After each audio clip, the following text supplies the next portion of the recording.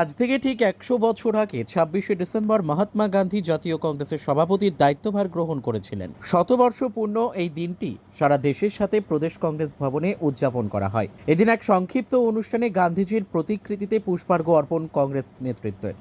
পরবর্তীতে গান্ধী ঘাটে গিয়ে ওনার শহীদ বেদিতে শ্রদ্ধার্ঘ্য নিবেদন করে তারা। অনুষ্ঠানে উপস্থিত ছিলেন বিধায়ক বীরজিৎ সিনহা, প্রাক্তন প্রদেশ কংগ্রেস সভাপতি পীযূষ বিশ্বাস সহ অন্যান্যরা।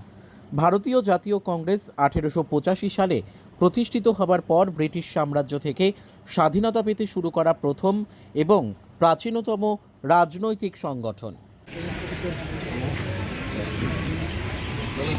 আজকে আমরা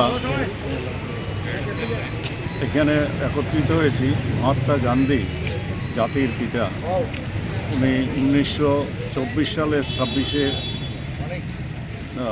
ডিসেম্বর বেলগামে কংগ্রেসের সর্বভারতীয় কংগ্রেসের অধিবেশনের সভাপতিত্ব করেছিলেন।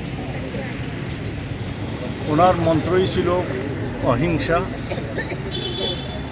এবং গণতান্ত্রিক সমাজতন্ত্র প্রতিষ্ঠার লক্ষ্যে উনি লড়াই করেছিলেন। ভারতবর্ষের সমস্ত প্রান্তের মানুষকে এক করেছিলেন। জাতি, ধর্ম, বিভিন্ন সম্প্রদায়ের লোকজনকে একসঙ্গে নিয়ে ভারতবর্ষের স্বাধীনতা আন্দোলনে তাদেরকে সামিল করে ব্রিটিশের বিরুদ্ধে লড়াই করে স্বাধীনতা অর্জন করেছে। আজকে বিজেপি সরকার ক্ষমতা আসার পরে ওরা যারা তফসিল সম্প্রদায়ভুক্ত, পিছিয়ে পড়া মানুষ, দলিত সমাজ, তাদের বিরুদ্ধে যুদ্ধ ঘোষণা করেছে। তাদের সমস্ত অধিকারকে কেড়ে নেওয়ার চেষ্টা করছে এবং সেই জন্য সংবিধান সংশোধনের পথে হাঁটছে। আজকে বিজেপি সেই জন্য আম্বেদকরের বিরুদ্ধে একটা ঘৃণার পরিবেশ সৃষ্টি করা, সারা ভারতবর্ষের মানুষকে আম্বেদকর সম্পর্কে একটা বিরূপ ধারণা দেওয়ার চেষ্টা করছে।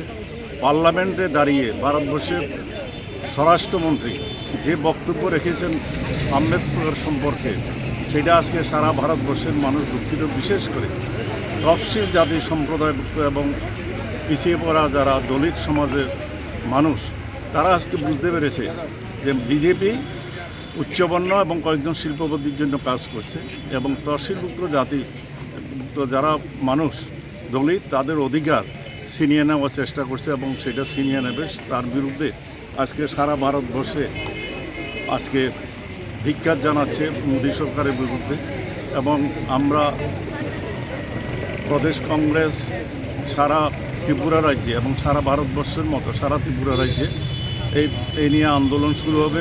মহাত্মা গান্ধীর মন্ত্রে দীক্ষিত হয়ে সে অহিংসার পথে অমিত শাহকে পদত্যাগ করার জন্য বাধ্য করা।